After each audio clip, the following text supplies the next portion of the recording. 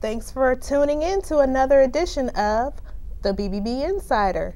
Today's show, we're going to spotlight companies that have been in business for over 100 years, which is kind of special to us because your BBB celebrates its centennial anniversary this year. So joining us today from Mike Sell's Potato Chip Company, Luke Mapp.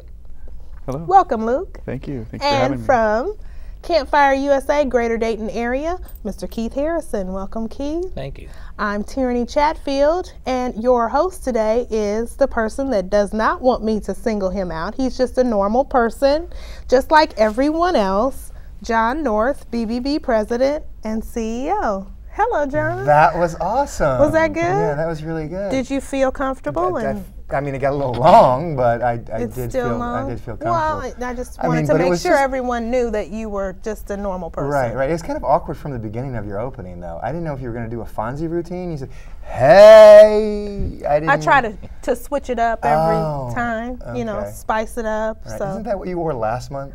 Well, you're the pot calling the kettle black. No, it was great. You always do a fabulous job. Thank you. Could you get to this? That's right. Well, welcome to our viewers. Welcome to our guests. Thank you for taking time out of your busy schedule to join us here today. We are your Better Business Bureau, and this is your opportunity to take a look at the inside of the Better Business Bureau and the wonderful companies that we have standing with us for trust and ethics in this marketplace.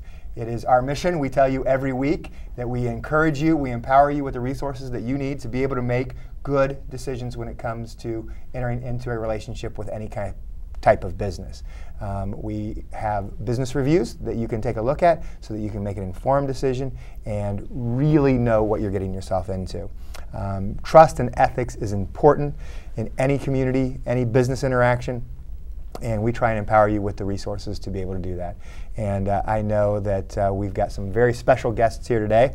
They may not look like it, but they've been in business for more than 100 years. Well, Keith, he might look like he's been in business for about 100 years, but certainly Luke hasn't been around that long. So appreciate you two being here. I want to start with you, Luke. Yes. Luke Mapp, which is a part of the Mike Sell family potato chip, and certainly share the last name of someone very important to our community over the years, Les Mapp, and the great work that he did for this community, as well as the work that has continued his name through the Les Mapp Foundation. Yep. So why don't you tell us a little bit about your family business, and Mike Sell's Potato Chips? Give us kind of a history.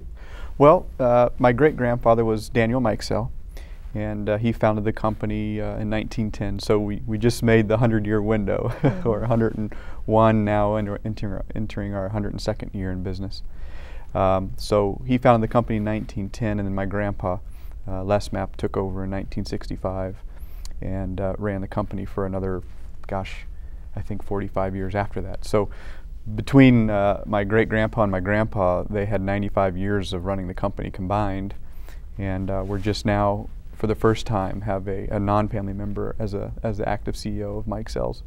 But as I mentioned, we've been in business for 102 years in our 102nd year. And we've always prided ourselves on just delivering high-quality products and snacks. That was, I think, what my great-grandpa's goal was from day one. He never wanted to waver on the quality of our products, and I think that's what's helped us continue on and stay in business for as long as we've been around. Yeah. Well, they are delicious, and nobody knows delicious better than this lady right here. And we've got plenty of Mike Sell's potato chips going around our office. We do, yes. I should be part owner of Mike Sell's potato chips. Oh, come on down. Okay. Well, certainly most, if not all, of viewers are going to know a little bit about the products that you provide. But can you give us an overview and some of the most popular products and where those products are made and packaged? Well, we actually have two plants, one right here in Dayton, Ohio, where we make all of our continuous potato chips, and then also our kettle chips. And we have a facility in Indianapolis, Indiana, where we make our puff corn and extruded products. We used to make pretzels over there. We have since sold the equipment to another company, and they run our pretzels for us now pretty much on the same equipment we used to run them on. And so we really only produce potato chips, kettle chips, and extruded puff snacks, but we also work with partner suppliers on products that doesn't make sense for us to make, like pork rinds, some of our dip items, and things like that, where we still have the Mike Sells name and we require that excellence and quality that we get from the partners that we work with. But the potato chips is kind of what Mike Sells is most well known for, but we do offer a pretty wide selection of variety of snacks for people to choose from. Okay, great. Now you have been in business, as you said, for over 100 years. Yeah. You've certainly learned from your grandfather, your great-grandfather. What are some of the keys to your business being so successful for so many years? Well, I think, again, it goes back to quality is number one. I think that's what people still demand and look for, especially even now, I should say, when the times are tougher and the economy is struggling as it is. You know, we used to see price always being down around number 4 or 5 on the list. Quality was number 1, and then you'd have, it's a product I believe in, it's a product I trust. You know, these emotive decisions, and then price was usually number 4 or 5. And we've since seen price jump up to number 2. It's really climbed the ladder on the important reasons people buy, but we are still seeing quality as the number 1 reason that people continue to purchase. It becomes a struggle when you're competing on the shelf against the national brand, and then the private labelers coming in and trying to compete in the category. So it does make some things tougher for us, but we just want to continue on with that dedication towards our quality of products, and we think that along with innovation and trying to come up with new products and growing our footprint, you know, may help Mike Sells survive into the future. Yeah, you know, there are things that are Dayton, and Mike Sells potato chips are certainly one of those things that are Dayton. When you hear or talk to people from out of town, or you're going to visit, they always want you to bring them some Mike Sells potato chips. Yeah. You know, the other thing, and I'm glad you all have teamed up with the Esther Price potato chip, the chocolate-covered potato chip, because they are delicious as well. But those are two things. When out of town, you have people from out of town. If they're coming in town, one of the things that they want to do is they want to get a bag of Mike Sells potato chips, some Esther Price candy, and certainly expect you to bring that to them. Yeah, we hear that quite a bit, and we've had a lot of rave reviews over our chocolate-covered potato chips, and Esther Price has been a phenomenal partner company for us to work with, and it's just been a huge success for us. It's limited on distribution, you know, really through the cold months, because it's hard for us to put chocolate on our trucks in the summer months, and you know, just because of the melting reasons. But you know, we kind of seasonalize it from kind of like Sweetest Day to Valentine's Day is really when it's in market. Okay. Yeah. And what is your market? You know, where do you sell your potato chips and other products? On a daily basis through our DSD distribution network, including both company-owned and distributor-operated routes. We are in Ohio, Indiana, Kentucky, Illinois, and Michigan. So we're kind of in that 5-state footprint on a daily basis. We do some direct ship programs on occasion through Walmart's warehouse, for example, on a national level, and you may find our products in California and Florida and New York, and you know, coast to coast.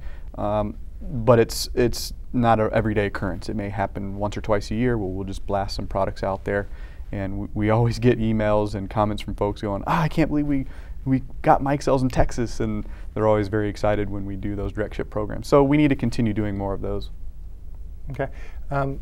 Tell us about your local presence. How many employees do you have? Here in Dayton, I think we have right around 100 employees within the front office and the Dayton plant here, production, the over-the-road, and distribution network here. Probably right around 100 employees.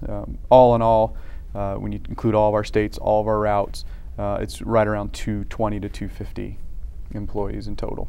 Okay. All right, great. You've been a part of the Better Business Bureau for a very long time. Can you tell us what that means to you, what that means to your consumers? Well, for us, the Better Business Bureau is kind of like a seal of trust. It's a seal of integrity, and we realize that not every business is really accepted with the Better Business Bureau based on the ethical standards and practices that they take place. And we value that relationship. We feel a sense of pride knowing that we kind of meet that criteria of trust that the Better Business Bureau offers. And so we proudly boast it on our web page, and we do everything we can to make sure that we maintain a positive relationship with the Better Business Bureau, and you know, continue to try to set an example, you know, in the Dayton market. Yeah, that's great. We certainly appreciate that relationship. We've actually had tours of this facility a couple of years ago. We did a commercial where we highlighted some of our accredited businesses, and so got the full tour to see how the whole process works, and also left with a couple of bags of chips that day. That saved you a little bit of money that week, didn't it? Did you bring those in?